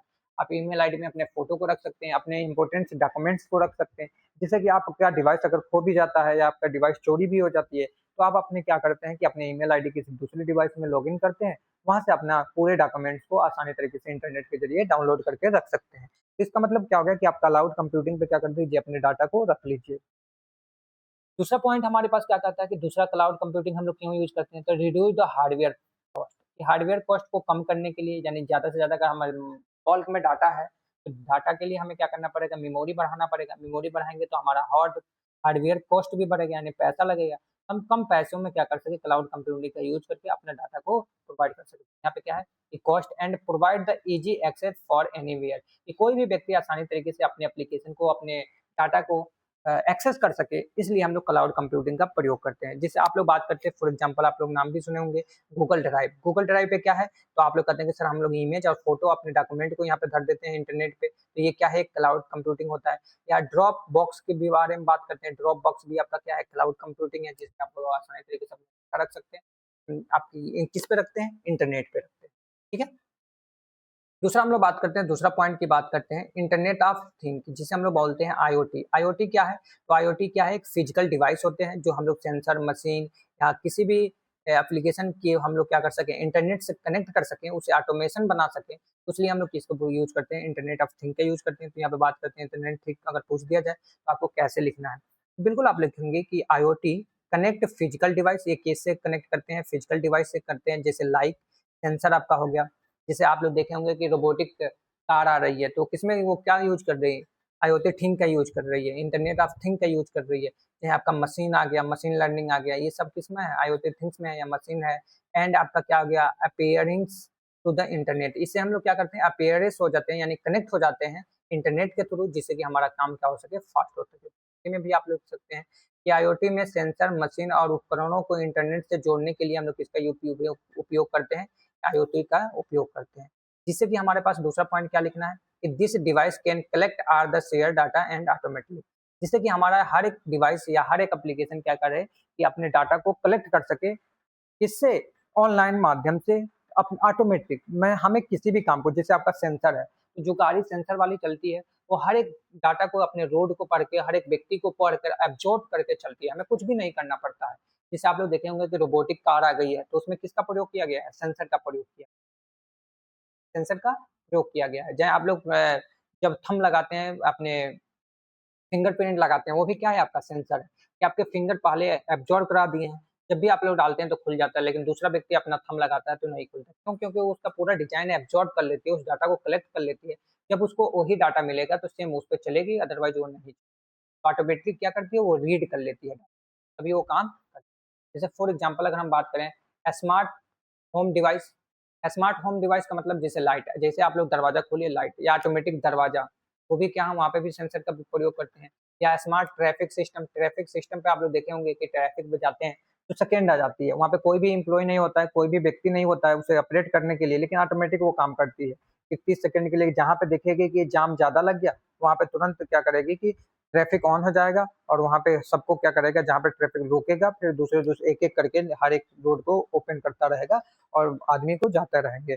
तो आज चालान भी देखे होंगे कि चालान भी कट जाता है, कि जो ओवर स्पीडिंग से जाता है, तुरंत ऑटोमेटिक जो कैमरा होती है, ऑटोमेटिक पिक्चर को क्लिक करती है, तुरंत ऑटोमेटिक क्या कर देती है, तुरंत जस्ट सेकंड में उसके पास मेल चला जाता है या आपके पास नोटिफिकेशन चली जाती है कि आपका चालान कट गया, आप इतने स्पीड में कार चला रहे थे, यहाँ पे चला रहे थे, ये कार नंबर है, ये आपका फोटो है। तो वो क्या हो गया, एक सेंसर के माध्यम से हो रहा। तो हम लोग किसका प्रयोग कर रहे हैं, आईओटी थिंग्स का प्रयोग कर रहे हैं। दूसरा हम लोग बात करते हैं आर्टिफिशियल इंटेलिजेंस। जो तीसरा पॉइंट आपका क्या है, आर्टिफिशियल इंटेलिजेंस। अब ये क्या है, इनबिल्ड कंप्यूटर है। इनेबल कंप्यूटर का मतलब क्या है कि जो भी परफॉर्म टास्क करते हैं, वो नॉर्मली रिक्वायर्ड में हम लोग ह्यूमन इंटेलिजेंस को पढ़ते हैं, यानी ह्यूमन जैसा ही काम करती है। हमारा क्या है, एक डिवाइस, एक मशीन, उसी को हम लोग वो बोलते हैं आर्टिफिशियल इंटेलिजेंस बोलते हैं। जिसको बात करें, AI enable computer. AI enable computer का मतलब कि जो व्यक्ति, आदमी काम करता है, उसी तरह से हमारा कंप्यूटर काम करने लगे, टास्क को परफॉर्म करने लगे, तो उसी को हम लोग क्या बोलते हैं, एआई बोलते हैं। जैसे perform task that manually required human intelligence, कि ह्यूमन इंटेलिजेंस का मतलब कि ह्यूमन के जैसा काम वर्क को पूरा करने लगे। जैसे मान के चलिए फॉर एग्जांपल पहले क्या था, आईटी सिस्टम में हर एक कोडर की जरूरत थी कि कोड लिखते थे और कोड अपने एप्लीकेशन में, लेकिन अब ऐसे ऐसे एप्लीकेशन आ गए हैं जो आपको कोड लिखना नहीं पड़ रहा है, बस आप केवल प्रॉम्प्ट दिए एआई को, एआई आपको क्या कर दिया, पूरा कोड लिख कर दे दिया। इसका मतलब क्या होगा कि ह्यूमन जैसा ही काम कर रही है। चाहे आप लोग देखें रोबोट, रोबोट भी आपका क्या काम कर रहे हैं कि जैसे ह्यूमन जैसा चलता है, ह्यूमन जैसा बोलता है, हर एक चीज़ ह्यूमन जैसे समझता है, हाथ मिलाता है। तो ये सारी चीज़ें क्या है? रोबोटिक है, एआई है, कि ह्यूमन के नेचर जैसा ही काम करता है। तो ये हम बात करते हैं कि एक एआई कंप्यूटर को ऐसे वर्क करने में सक्षम बनाते हैं जिसमें हम लोग सामान्य मानव विधि की आवश्यकता होती है, जिसमें मानव व्यक्ति काम करते हैं। इसी तरह से काम को पूरा करती है एक डिवाइस, एक कंप्यूटर, उसी को हम लोग क्या बोलते हैं? आर्टिफिशियल इंटेलिजेंस बोलते हैं। जैसे हम फॉर एग्जांपल बात करें, it is a used to the chatbot. Chatbot का मतलब कि हम लोग बात करते हैं, चैटबॉट किस लिए प्रयोग करते हैं? बातचीत करने के लिए। लेकिन आप लोग देखते होंगे कि चैट बॉक्स आपका बना हुआ है, वहाँ पे कोई भी चीज़, कोई भी आंसर आप लोग ढूँढ सकते हैं। कोई भी चीज़ों को आप सर्च किए, वहाँ पे लिखे, वो ऑटोमेटिक क्या कर देगा, अपना आंसर को उसे रिसर्च करके, सोच कर, मल्टीपल प्लेटफ़ॉर्म चलाकर आपको दिखा देगा कि आप यही सर्च कर रहे थे, इसके बारे में ये चीज़ें हैं। तो क्या करते हैं, ऑटोमेशन करने के लिए हम लोग एआई का प्रयोग करते हैं। एंड डिसीजन मेकिंग सिस्टम के लिए, डिसीजन लेने के लिए। अब आजकल के जो भी व्यक्ति है, वो व्यक्ति डिसीजन नहीं ले रहे हैं, अब मशीन डिसीजन ले रहे हैं। आपके कंप्यूटर डिसीजन, जिस तरह से आपका कंप्यूटर बताएगा, जिस तरह से एआई बताएगा, उस तरह से आप काम को कर रहे हैं पूरे तरीके से। तो क्या हो गया, डिसीजन मेकिंग हो गया। डिसीजन मेकिंग के लिए भी हम लोग एआई का प्रयोग करते हैं। कोई भी डिसीजन लेना हो, हम किसका प्रयोग करते हैं? चौथा पॉइंट के बारे में बात करें तो चौथा पॉइंट आपका क्या है? Mobile computing. अब मोबाइल कंप्यूटिंग क्या है? तो mobile computing allow to the user, ये अलाउ करता है यूजर को एक्सेस करने के लिए क्या? Information and services using to mobile device and smartphone. Smartphone या टैबलेट से यूज करके अपने इंफॉर्मेशन को या अपने सर्विसेज को काम कर सकें आसानी तरीके से। कोई भी अपने मोबाइल का यूज करके अपने किसी से बात कर सके, किसी एप्लीकेशन के माध्यम से, या फ़ोन से बात कर सकें, या आप कोई रील्स देख सकें, या कोई वीडियो वॉचिंग कर सकें, किसके माध्यम से? मोबाइल के माध्यम से। उसी को हम लोग बोलते हैं मोबाइल कंप्यूटर। उसी को हम क्या बोलते हैं? Mobile computer. जैसे आप सिंपल सी बात कर सकते हैं कि मोबाइल एप्लीकेशन आपको प्रोवाइड कर दिया जाए, तो क्या हो गया? मोबाइल कंप्यूटिंग हो। यहाँ पे हम बात करते हैं मोबाइल कंप्यूटिंग में स्मार्टफ़ोन और टैबलेट जैसे मोबाइल उपकरणों से जानकारी और सेवाओं को क्या किया जा सके? प्रदान किया जा सके, ढूँढा जा सके, उसी को हम लोग क्या बोलते हैं? मोबाइल कंप्यूटिंग बोलते हैं। जैसे हम लोग मोबाइल में क्या सपोर्ट करते हैं, तो दूसरा पॉइंट आप लोग लिखेंगे, it is support online booking system. जैसे कोई भी आप लोग बुक करते हैं ज़ोमैटो पे जाके, फ्लिपकार्ट से जाके, तो आप लोग फ़ोन से ही बुक करते हैं। आप लोग फ़ोन रहता है, तुरंत एप्लीकेशन को डाउनलोड किए और अपना बुक कर लिए। दूसरा हम लोग बात करते हैं ऑनलाइन लर्निंग, अपने पढ़ने के लिए, यूट्यूब से पढ़ने के लिए, मल्टीपल प्लेटफ़ॉर्म से पढ़ने के लिए हम लोग मोबाइल से पढ़ लेते हैं, या मोबाइल एप्लीकेशन, जितने भी आपके मोबाइल एप्लीकेशन है, ये सब आपके किस में आते हैं? मोबाइल कम। बिल्कुल सिंपल सी बात है, आप इस चीज़ को याद रखिए कि जो भी मोबाइल से हम लोग काम करते हैं, वो क्या हुआ? मोबाइल कंप्यूटिंग का। दूसरा हम लोग बात करते हैं बिग डाटा। अब बिग डाटा का मतलब कि मान के चलिए कि आपके फ़ोन में 2 जीबी डाटा है, 2 जीबी रैम है और 2 जीबी आपका क्या है? स्टोरेज है। 2 जीबी ही आप डाटा को रख सकते हैं, लेकिन आपके पास डाटा आ गया 4 जीबी का, तो आप क्या कर सकते हैं? बिग डाटा पे, मतलब बड़े-बड़े डाटा को हम लोग इंटरनेट के माध्यम से अपने डाटा को रख सकें, तो हम लोग बोलते हैं बिग डाटा। कि आपके लिए ये बिग डाटा प्रोवाइड की गई है कि अपने बिग डाटा को, big data refer to the very large amount को मतलब कि ज़्यादा से ज़्यादा डाटा जो आपके पास है, वो of the data can be analyse to find user information, कि आपके डाटा को क्या कर सके? फाइंड कर सके कि आपके लिए कौन सी डाटा जरूरत है।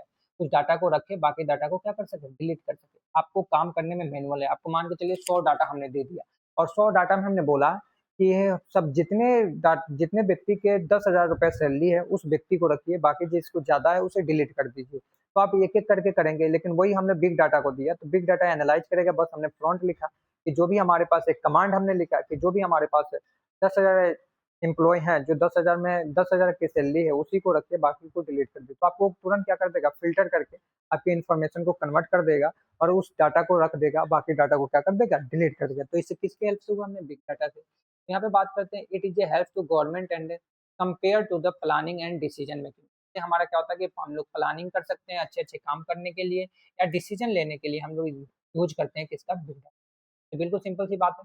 अब साइबर सिक्योरिटी क्या होते हैं कि साइबर सिक्योरिटी हमारे पास जब भी हम लोग इलेक्ट्रॉनिक चीज़ों को यूज़ करते हैं, चाहे कंप्यूटर का यूज़ करते हैं, फ़ोन का यूज़ करते हैं, इंटरनेट का यूज़ करते हैं, तो उसे हमें क्या करना चाहिए? सिक्योर बनाना चाहिए कि कोई दूसरा व्यक्ति हमारे डाटा को, हमारे रिसोर्स को, हमारी इन्फॉर्मेशन को इंटरनेट के माध्यम से चुरा ना ले, तो इसलिए हम लोग साइबर सिक्योरिटी की अभी बात करते हैं। साइबर सिक्योरिटी क्या करता है? साइबर सिक्योरिटी प्रोटेक्ट आपके computer, internet and data from the unauthorised access की अनऑथराइज्ड अटैक से, यानी किसी दूसरे व्यक्ति से जो आपके परिचित का ना हो, जो आपके डाटा को जानता भी ना हो, उसे आपको आसानी तरीके से एक्सेस ना कर सके और वो उसे चुरा ना सके, इसलिए हम लोग साइबर सिक्योरिटी का प्रयोग करते हैं। बिल्कुल सिंपल सी बात है। दूसरी हम लोग बात करते हैं, it is a improve from the protect personal and government information की। अपने पर्सनल डाटा को, चाहे अपना फोटो हो गया, उस फोटो को भी हम लोग ऐसे देखते हैं कि कोई दूसरा व्यक्ति के पास फोटो ना लग जाए कि जो मिसयूज ना कर ले, तो इसलिए फोटो को हम लोग सेफ रखते हैं अपने फोन में, किसी के पास शेयर नहीं करते हैं। बहुत जो अपने परिचित के होते हैं उसी के पास शेयर करते हैं। तो ये सब हमारे पास क्या होते हैं? अनऑथराइज्ड पर्सन होते हैं जो एक्सेस ना कर पाए। और गवर्नमेंट सरकार भी इसी का प्रयोग करती है साइबर सिक्योरिटी के। जो गवर्नमेंट का पॉलिसी है, चाहे गवर्नमेंट का डाटा है, चाहे गवर्नमेंट का कोई भी चीजें हैं, वो किसी दूसरा व्यक्ति चुरा कर या कोई दूसरा शहर के चुरा कर, कोई दूसरा देश के चुरा कर कोई मिसयूज ना कर ले, इसलिए साइबर सिक्योरिटी का प्रयोग किया जाता है। दूसरा हम लोग बात करते हैं सातवां, जो लास्ट है आपका ई गवर्नेंस एंड डिजिटल सर्विसेज। अब ई गवर्नेंस डिजिटल सर्विसेज किस पे काम करती है? तो आप बात करते हैं कि इंफॉर्मेशन कम्युनिकेशन टेक्नोलॉजी पे बात करती है कि जो हमने पेपर वर्क था वो ऑनलाइन मोड में हमने कन्वर्ट कर दिया, तो इसी को हम लोग बोलते हैं e governance and digital service. फिर हम लोग बात करते हैं information communication technology enable government to the provide the services online. हर एक सिटीजन के लिए ऑनलाइन एप्लीकेशन प्रोवाइड कर देना हम लोग क्या बोलते हैं? डिजिटल सर्विसेज या ई गवर्नेंस सर्विसेज बोलते हैं। जैसे फॉर एग्जांपल कि आपको पासपोर्ट बनाना है, तो आपको पासपोर्ट ऑफिस नहीं जाकर आप एप्लीकेशन ऑनलाइन फॉर्म को फिल कर दें। डिजिटल पेमेंट, आपको कोई बैंक में ना जाकर आप लोग डिजिटल पेमेंट से भुगतान कर दें, या फोन पे से, गूगल पे से, तो ये किस में आ जाता है? ई गवर्नेंस और डिजिटल सर्विसेज में आ जाता है। कोई भी ऑनलाइन सर्टिफिकेट, कोई भी सर्टिफिकेट बनवाना हो तो आप सर्टिफिकेट के ऑफिस में ना जाएं, आप लोग ऑनलाइन आवेदन करें और आपको मिल जाए। जैसे आधार कार्ड है, आप लोग घर बैठे करवा लेते हैं, किसी साइबर कैफे से करवा लेते हैं, तो वहां से आपका बन कर आ जाता है। तीसरा पॉइंट की बात करते हैं, design and implement of the e governance project. अब हम लोग किस लिए डिजाइन करते हैं, अब क्या बनाते हैं, क्या इम्प्लीमेंट करते हैं ई गवर्नेंस प्रोजेक्ट को? ई गवर्नेंस प्रोजेक्ट को बनाने के लिए हमें क्या डिजाइन की आवश्यकता होती है, क्या इम्प्लीमेंटेशन की आवश्यकता होती है, इन सारी चीजों के बारे में इस टॉपिक में हम लोग देखने वाले हैं। सबसे पहले हम लोग बात करते हैं क्या है द डिजाइन एंड इम्प्लीमेंटेशन। हम लोग क्या करते हैं जब भी ई गवर्नेंस सर्विसेज को बनाते हैं, तो डिजाइन क्या करते हैं और इन्फॉर्मेशन क्या करते हैं of the e governance project. और जब भी हम गवर्नमेंट के प्रोजेक्ट को बनाते हैं, क्या रेफर टू द गवर्नमेंट क्या रेफर करती है कि जो भी द प्लानिंग, एक प्लानिंग आसानी तरीके से हो, एक स्ट्रक्चर वे में प्लानिंग होना चाहिए। दूसरा आपका क्या होना चाहिए? डेवलपमेंट होना चाहिए। फिर आप डेवलपमेंट करें and execution to the digital system. जो भी आप काम करें वो किस पे काम करें? डिजिटल सिस्टम पे चले, कि हर एक डिवाइस में चल सके, चाहे वो फोन में, वो जो भी एप्लीकेशन आप बना रहे हैं तो फोन के माध्यम से ही बनाइए कि जो फोन में भी चल सके, कंप्यूटर में भी चल सके, टैबलेट में भी चल सके, मल्टीपल जगह पे वो क्या हो सके? चल सके। जिससे कि हम लोग बात करते हैं provide the government services electronically, कि इलेक्ट्रॉनिक को हम लोग प्रोवाइड करते हैं। जैसे कि हम बात करते हैं, हिंदी में लिखना है, ई गवर्नेंस प्रोजेक्ट को डिजिटल और कार्यान्वयन का अर्थ है कि सरकारी सेवाओं को इलेक्ट्रॉनिक रूप से प्रदान करने के लिए डिजिटल सिस्टम की उपयोग, आयोजन बनाना, विकसित करना और लागू करना। हम लोग क्या करेंगे, कोई भी काम है, उस काम को ऐसा प्रोजेक्ट में हम लोग कन्वर्ट करें, ऐसा ई गवर्नेंस प्रोजेक्ट में कन्वर्ट करें, जिससे हमारे पास क्या हो, उसका प्लानिंग अच्छे तरीके से होना चाहिए, उसका डेवलपमेंट अच्छे तरीके से होना चाहिए, ऐसा डेवलपमेंट होना चाहिए, ऐसा प्लानिंग होना चाहिए कि हर एक डिवाइस पे, हर एक इलेक्ट्रॉनिक डिवाइस पे क्या कर सके, वो एप्लीकेशन चल सके और हर एक सिटीजन आसानी तरीके से उस काम को कर सके। दूसरा पॉइंट में आपको क्या लिखना है कि it improve due to information communication technology like computer, internet, database, network, improve government services की। इस सारे चीज़ों को इम्प्रूव करती है गवर्नमेंट सर्विसेज, जैसे कंप्यूटर, इंटरनेट, डाटाबेस और कंप्यूटर, और से यूज करके, नेटवर्क का यूज करके अपने डाटा को एक डाटाबेस में रख सके, एक कंप्यूटर का यूज कर सके, एक डिवाइस का यूज कर सके, इसका एक इंटरनेट का यूज कर सके, जो आसानी तरीके से अपने काम को, अपनी तकनीक को क्या कर सके, उपयोग बनाया जा सके। ठीक है, बिल्कुल सिंपल सी बात है। तीसरा पॉइंट क्या कहता है कि द मेन एम, जो मेन गोल होता है वो क्या प्रोवाइड करता है कि जिससे कि हमारा काम हो क्या हो सके, प्रोवाइड करता है फास्ट ट्रांसपेरेंस के साथ हमारे पास काम हो सके, इफिशियंसी सर्विसेज टू सिटीजन, कि हर एक व्यक्ति उस काम को आसानी तरीके से कर सके, कुशलतापूर्वक कर सकते हैं, बिना किसी दिक्कत के, बिना किसी कठिनाई की। तो आसानी तरीके से हम लोग डिजिटली फॉर्म में आप देखते हैं कि कोई भी सरकारी एप्लीकेशन आपको फिल करना होगा, तो आप फ़ोन है तो फ़ोन से अप्लाई कर सकते हैं, लैपटॉप है लैपटॉप से अप्लाई कर सकते हैं, और वो ऐसा स्ट्रक्चर बना हुआ होता है कि आप आसानी तरीके से फिल कर सकते हैं। इसमें कोई भी दिक्कत नहीं आती। आप थोड़ा-सा भी कभी भी फॉर्म को फिल करते हैं, तो आप लोग बस देखते जाते हैं कि क्या हमें फिल करना है, आपको नाम फिल करना है, सारी चीज़ें जो भी आपको एप्लीकेशन बनाई जाती है, तो ईज़ी वे में होता है। तो इस तरह के एप्लीकेशन बनाएँ, उसी को हम लोग क्या बोलते हैं, ये सरकार प्रोवाइड करती है। सबसे पहला स्टेप जो आपका है, वो क्या कहती है सरकार कि आपको क्या होना चाहिए, रिक्वायरमेंट एनालाइज़िंग करना। कि सबसे पहले आपको क्या करना चाहिए, रिक्वायरमेंट एनालाइज़िंग। अब रिक्वायरमेंट एनालाइज़िंग में यहाँ पे क्या आएगा कि सबसे पहले सरकार कहती है कि आपको रिक्वायरमेंट देखना है कि कौन-सी सिटीज़न यानी किस गाँव में क्या दिक्कत है। किस चीज़ को हम ऑनलाइन माध्यम से करें तो वो दिक्कत खत्म हो जाएगी। पहले इस चीज़ को बारे में आप फाइंड कीजिए, इस चीज़ को आप ढूँढिए। तो सबसे पहले सरकार क्या कहती है, देखिए यहाँ पे रिक्वायरमेंट एनालाइज़िंग की इन दिस स्टेप, यह स्टेप में हम लोग क्या करते हैं, the need of the citizen, हम सिटीज़न के नीड को देखते हैं। इस सिटीजन को क्या ज़रूरत है, किस चीज़ को हम ऑनलाइन में डेवलप करें या किस चीज़ को हम डेवलप करें जिससे कि सिटीजन को कोई दिक्कत ना हो, और जो दिक्कत हो रही है वो दिक्कत क्या हो जाए, बिल्कुल खत्म हो जाए एक डिजिटल के माध्यम से। एंड गवर्नमेंट डिपार्टमेंट, कौन से गवर्नमेंट डिपार्टमेंट, और आइडेंटिफाई, इसी को पहले क्या कीजिए, आइडेंटिफाई कीजिए, इसे पहचानिए पहले। ठीक है, क्या कीजिए, पहचानिए। जैसे पहले क्या पहचानेंगे, जैसे फॉर एग्ज़ाम्पल अगर हम ले लें, तो पहले क्या थी दिक्कत कि जब फ़ोन पे एप्लीकेशन नहीं आया था, गूगल पे एप्लीकेशन नहीं आया था, तो आप लोग देखते थे कि बैंक में बहुत ज़्यादा लाइन लगती थी। हर एक सिटीज़न क्या करते हैं, हर लोग लाइन में लगाते थे बैंक में। तो सरकार ने इस प्रॉब्लम को देखी कि हम एक ऐसा एप्लीकेशन बनाएँ, एक डिजिटल ऐसा एप्लीकेशन बना दें कि जो घर बैठे ही पेमेंट कर सके कोई व्यक्ति। तो अब उसको क्या होगा कि ज़्यादा से ज़्यादा लोग आपके बैंक में नहीं जाएँगे। उससे क्या होगा कि बैंक में भीड़ कम होगी, डिपेंडेंसी कम होगी। तो इससे क्या हुआ कि गूगल पहले क्या हुआ, फाइंड आउट किया गया कि हम लोग फ़ोन पे जैसे एक एप्लीकेशन को बनाए। तो ये पहले क्या हो गया, फाइंड आउट, प्रॉब्लम को देखना। यहाँ पे क्या है दूसरा पॉइंट कि problem in the current manual system tend, कि उसे अध्ययन करना, कि उस प्रॉब्लम को देखना और एनालाइज़ करना कि कौन-सी चीज़ को हम बनाएँ कि जिससे कि इस प्रॉब्लम को सॉल्व किया जा सके। पहले इस चीज़ को देखो, पहले इस चीज़ को ढूँढो, ठीक है?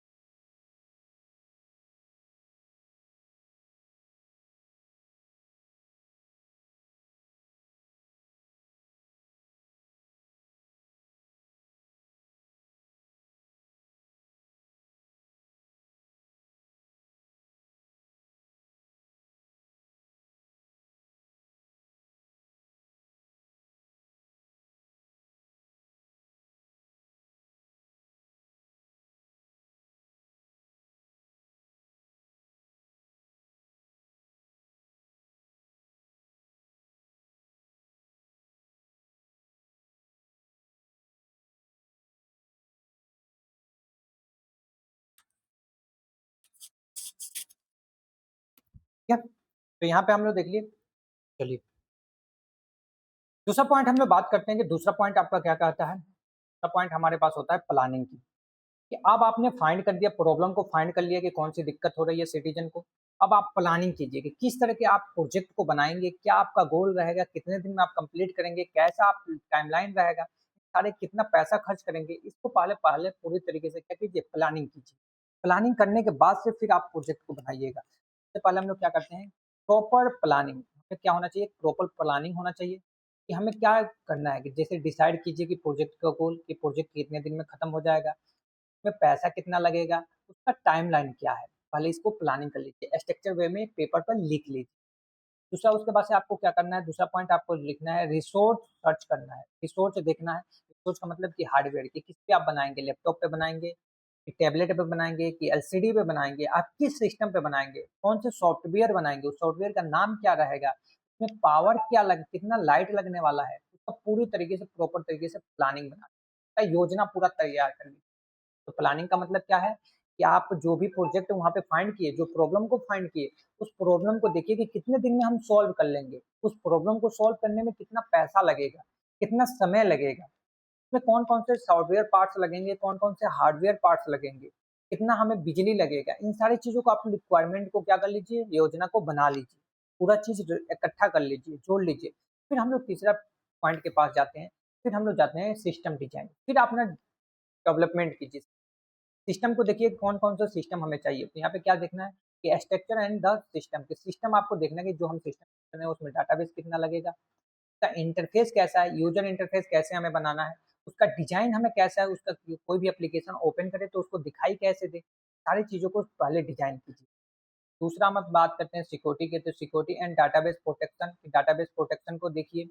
दूसरा हमारे पास कहते हैं मेंश्योर कीजिए कि आल्सो इंक्लूडिंग, कि आपके जो भी चीज़ें इंक्लूड हो, हर एक पॉइंट को इंक्लूड कीजिए, ताकि को आगे चल के कोई दिक्कत ना हो, ठीक है? तो ये आपका सिस्टम डिज़ाइन हो गया। तीसरा आप चौथा पॉइंट आपका क्या है, डेवलपमेंट। फिर आप क्या कीजिए कि आप उसका कोड लिखिए, डेवलपमेंट कीजिए, फिर आप उसे बनाना स्टार्ट कीजिए। तो यहाँ पे क्या है कि यहाँ पे software and application to the develop according to the design, कि जो आपने डिजाइन अभी बनाया था पीछे डिजाइन, उस डिजाइन के अकॉर्डिंग अपना क्या कीजिए, कोड लिखना तैयार कीजिए, अब उसे बनाना स्टार्ट कीजिए। तो आप क्या कीजिए, प्रोग्रामिंग लिखिए, डेवलपिंग क्रिएट कीजिए सिस्टम को, तो आप आसानी तरीके से क्या कर सकते हैं, बनाइए और क्रिएट कीजिए।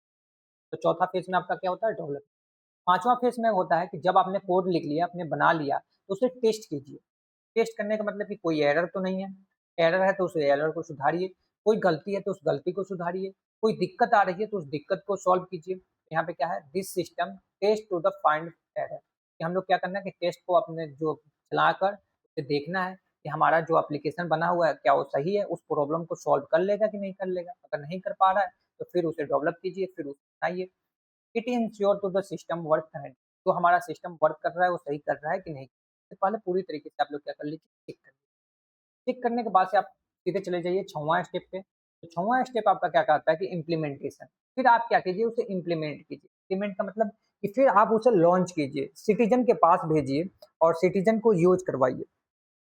तब सिटीजन क्या करेंगे, यूज़ करेंगे। तो इसमें 6वां क्या होता है कि this system launch and available to user, कि अब हमारे पास ये सिस्टम तैयार हो गया है, अब लॉन्च करने के लिए, कि हम अब लॉन्च कर दें और यूज़र के पास भेज दें या सिटीजन के पास भेज दें, कि अब सिटीजन इस पे क्या कर सकते हैं, अपने प्रॉब्लम को सॉल्व, यहाँ से सॉल्यूशन ले सकते हैं, प्रॉब्लम को इस एप्लीकेशन का यूज़ कर सकते हैं और अपने दिक्कत को हटा सकते हैं, यानी ऑनलाइन मोड में आप काम कर सकते हैं। तो फ़ोन पे आपका जब बना होगा तो इम्प्लीमेंट किया गया, फिर लॉन्च किया गया, फिर उसके एडवर्टाइज़मेंट्स होगा कि आप इस पे से अपने प्रॉब्लम को सॉल्व करते हैं। तो वहाँ पे क्या है, ट्रेनिंग प्रोवाइड करना एम्प्लॉयी यूज़र को, कि एम्प्लॉयी को ट्रेनिंग प्रोवाइड कीजिए कि किस तरह से उस एप्लीकेशन को चलाना है, किस तरह से अपने प्रॉब्लम को, अपने दिक्कत को सॉल्व करना है, और यूज़र को भी, सिटीज़न को भी इसे समझाना है कि किस तरह से चलाना है। फिर अपने ऑटोमेटिक सारी चीज़ें चलने लगती है। फिर दूसरा हमारे पास क्या है, 7वां स्टेप की मेंटेनेंस एंड सपोर्ट, कि बाद में अगर हमने लॉन्च कर दिया, लॉन्च करने के बाद से अगर कोई भी दिक्कत आ रही है, तो उस दिक्कत को सुधारना, कि कोई भी एरर आ रही है तो उस दिक्कत को सुधारना, डेली रेगुलरिटी बेस पे क्या करना, अपडेट करना। अपडेट मतलब कि नए-नए फीचर को लाना। तो यहाँ पे क्या है कि 7वां पॉइंट क्या कहता है कि दिस सिस्टम रेगुलरली अपडेट, कि रेगुलरली आपको क्या होना चाहिए, अपडेट होना चाहिए, जो नए-नए टेक्नोलॉजी आना है, आ रहा है, वो नए-नए टेक्नोलॉजी आपको इंक्लूड होना चाहिए। मेंटेन करना चाहिए कि उसमें कोई भी दिक्कत ना आए, कोई भी एरर ना आए, 100% काम को पूरा करे। टेक्नोलॉजी सपोर्ट अच्छे तरीके से मिले और प्रोवाइड कीजिए कि सॉल्व प्रॉब्लम को, जो भी प्रॉब्लम हो वो आसानी तरीके से उस प्रॉब्लम को क्या किया जा सके, सॉल्व किया जा सके। इसे हम लोग क्या बोलते हैं, मेंटेनेंस। तो इतने तरह के आपके ये गवर्नेंस, एक सरकार को प्रोजेक्ट जब बनाते हैं तो ये सारी चीज़ों को ध्यान में रखना पड़ता है, और ये इतने 7 पॉइंट से हम लोग प्रोजेक्ट को, किसी भी प्रोजेक्ट को डिज़ाइन करते हैं और इम्प्लीमेंट करते हैं एक सिटी। फिर हम लोग बात करते हैं कि बेनिफिट क्या होता है हमारे पास प्रॉपर डिज़ाइन और इम्प्लीमेंटेशन का। तो ये बेनिफिट क्या है? तो बेनिफिट का मतलब क्या हो जाता है, इससे हमारा क्या हो जाता है, it is improve to service quality and speed. इससे हमारा क्या हो जाता है, क्वालिटी इम्प्रूव होता है, क्वालिटी, अच्छे क्वालिटी का हमारा प्रोजेक्ट बनता है, और हमारा स्पीड, जो काम करने का तरीका है, वो स्पीड भी हमारा क्या हो जाता है, बढ़ जाता है। दूसरा पॉइंट आपका क्या है, इट इंक्रीज द ट्रांसपेरेंसी। इससे हमारा क्या हो जाता है, ट्रांसपेरेंसी इंक्रीज हो जाती है, कि जो भी हम स्टेप काम करते हैं, हर एक स्टेप हमें समझ में आता है, हर एक स्टेप हमें अच्छे तरीके से लगता है, एंड रिड्यूस द करप्शन। इससे हमारा करप्शन भी क्या हो जाता है, कम हो जाता है। तीसरा हमारे पास क्या है कि सेव टाइम, टाइम सेव होता है, कॉस्ट सेव होता है, और गवर्नमेंट एंड सिटीजन के बीच में अच्छे तरीके से क्या होते हैं, बॉन्डिंग बन जाती है अपने काम को पूरा करने में। फॉर एग्जाम्पल अगर हम बात करें तो जैसे मान के चलिए पासपोर्ट से पोर्टल अगर हम एग्जाम्पल बनाते हैं, सक्सेसफुल डिजाइन किया गया है उसका, उसको इम्प्लीमेंट किया गया है, फिर गवर्नमेंट प्रोजेक्ट उसे गवर्नमेंट ने लॉन्च कर दिया और सभी व्यक्ति यहाँ पे क्या करते हैं, अपने पासपोर्ट को बनवाना होता है तो उसी साइड पे जाते हैं और आसानी तरीके से बनाकर अपने पासपोर्ट को बनवा लेते हैं। तो ये क्या हो गया, आपका ये बेनिफिट हो गया। अब हम बात करते हैं सबसे लास्ट वन टॉपिक के बारे में, जो आपके यूनिट नंबर 1 की है, वो क्या है, ई गवर्नेंस लाइफ साइकिल। तो यहाँ तक पढ़ने से सबसे पहले ई गवर्नेंस लाइफ साइकिल को जानने से पहले सभी स्टूडेंट को एक बहुत इंपॉर्टेंट इन्फॉर्मेशन कि आपको लाइव कोडिंग हब को सबसे पहले सब्सक्राइब कर लेना है। सब्सक्राइब करने के बाद से टेलीग्राम चैनल से जुड़ जाना है, वहाँ पे हर एक नोट्स आपको प्रोवाइड किया जाएगा और अपने दोस्तों के पास शेयर कर लें ताकि हर एक लेक्चर को आप ज़्यादा से ज़्यादा नोटिफिकेशन जा सके और ज़्यादा से ज़्यादा बच्चे जुड़ सकें, जिससे कि आपको अपकमिंग लेक्चर में हम लोग मल्टीपल चीज़ों को लेकर आएंगे। यहाँ पे हम लोग बहुत जल्दी स्टार्ट करने वाले हैं आपका पाइथन की क्लास, आपके सी प्लस प्लस की क्लास, आपका सी का क्लास, जो आपके इंटरव्यू तक एक अच्छे तरीके के इंटरव्यू तक यानी एक अच्छे कंपनी तक पहुंचाने के लिए जो आपको सबसे ज़्यादा हेल्पफुल करने वाली है। लाइव कोडिंग हब आपके हेल्प करने वाली है। तो आपके साथ लाइव कोडिंग हब है, तो आप भी सपोर्ट कीजिए लाइव कोडिंग हब को और लाइक कीजिए और सब्सक्राइब कर लीजिए और डिस्क्रिप्शन बॉक्स में जरूर बता दीजिए कि आप किस सब्जेक्ट को डिमांड करते हैं, किस सब्जेक्ट को जल्दी से जल्दी लाया जाए कि आपको उसमें तैयारी ना हो, कि आपको 100% उसमें तैयारी किया कराया जा सके लाइव कोडिंग हब के माध्यम से। आप जरूर चैट बॉक्स में बता दीजिएगा, ठीक है। चलिए तो चल सबसे पहले हम लोग चलते हैं और अपने लास्ट टॉपिक को पढ़ते हैं, यूनिट नंबर 1 की क्या है, ई गवर्नेंस लाइफ साइकिल। अब ई गवर्नेंस लाइफ साइकिल में हमें क्या देखना है कि this e governance life cycle refer to the different stage. ये क्या करता है, डिफरेंट स्टेज को रेफर करता है कि हर एक, मान के चलिए कोई भी हमें काम करना है तो उस काम को करने के लिए हर एक स्टेप होती है। तो ये काम करता है कि लाइफ साइकिल ये बताता है कि आप ई गवर्नेंस प्रोजेक्ट पे आप काम कर रहे हैं तो हर एक स्टेप को आपको देखना है। तो इनेबल टू द प्लानिंग करना है, सबसे पहले आपको प्लानिंग करना है, डेवलपिंग करना है कि उसको डेवलप कीजिए, फिर उसके इम्प्लीमेंटेशन को देखना है, फिर उसके इम्प्रूवमेंट्स को देखना है ई गवर्नेंस, फिर जाकर वो आपको ई गवर्नेंस सर्विस बनेगी। तो आपको ई गवर्नेंस सर्विस एक योगफुल बनाने के लिए, एक अच्छा बनाने के लिए उसके हर एक स्टेप को ध्यान में रखना है और हर एक स्टेप को फॉलो करना होगा। उसी को हम लोग क्या बोलते हैं, ई गवर्नेंस लाइफ साइकिल बोलते हैं।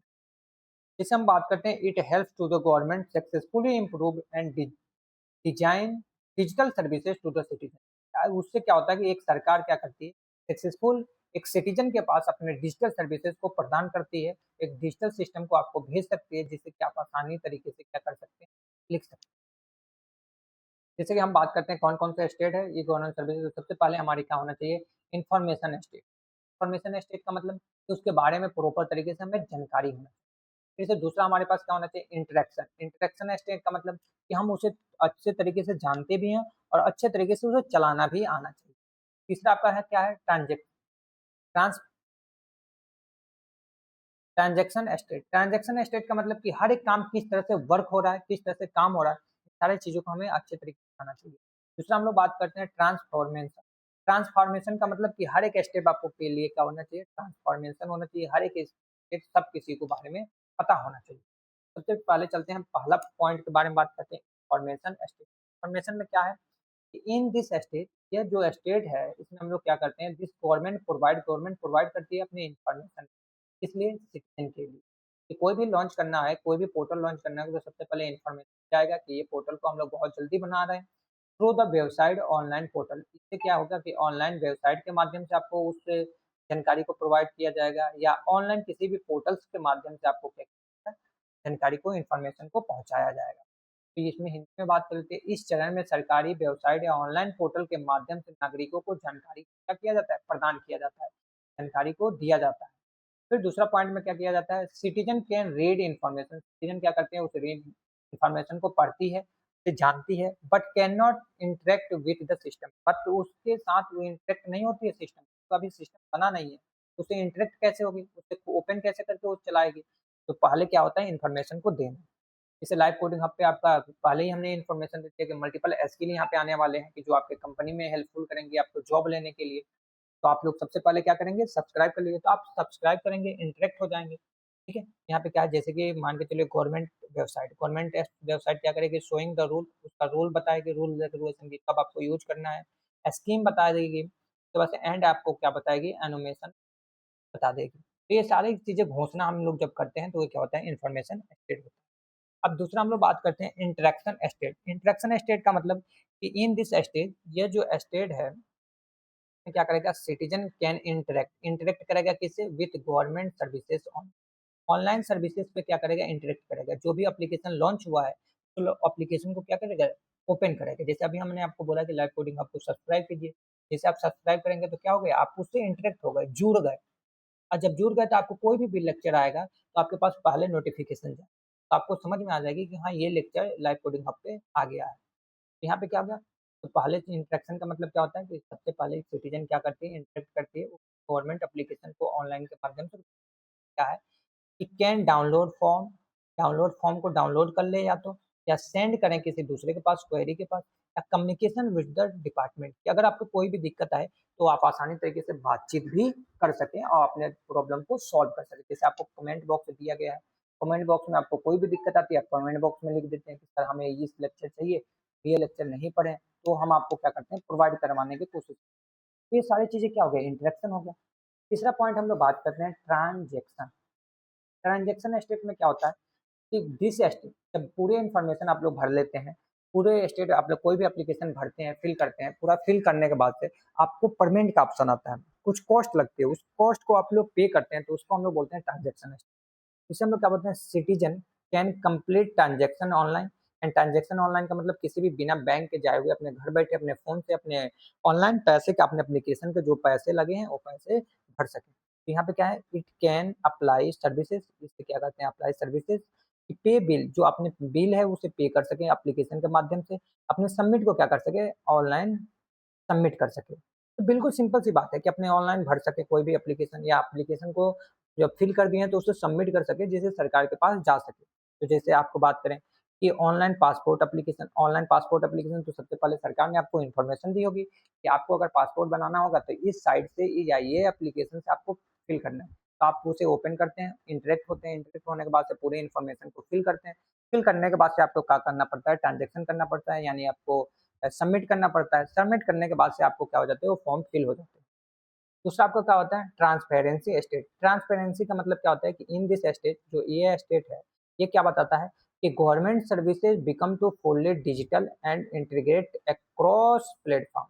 ये यानी कि जो ट्रांसपेरेंसी होती है, ट्रांसफॉर्मेशन होते हैं स्टेट, इसमें क्या होता है कि जो आप सर्विस यूज कर रहे हैं ये पूरी डिजिटली है, यानी पूरे डिजिटल से इंटरेक्शन है, और एक क्रॉस प्लेटफॉर्म है। क्रॉस प्लेटफॉर्म का मतलब कि हर एक डिवाइस पे चलने की कैपेबल है, चाहे आप फोन में यूज कर सकें, चाहे आप लैपटॉप में यूज कर सकें, तभी तो ज्यादा से ज्यादा सिटीजन आपके पास क्या आएंगे, इस प्लेटफॉर्म पे आएंगे और इससे जुड़ेंगे। तो यहाँ पे क्या होगा, दूसरा पॉइंट हम लोग क्या बात करते हैं, it provide efficiency and transparency service delivery, कि जिससे कि आपके क्या कर सके, ट्रांसपेरेंसी के साथ, आपके शुद्धता के साथ और आपके पारदर्शी के साथ आप क्या कर रहे हैं, कोई भी बेहतर चीजों को आप डिलीवर कर सकें, आप प्रक्रिया को पूरा कर सकें।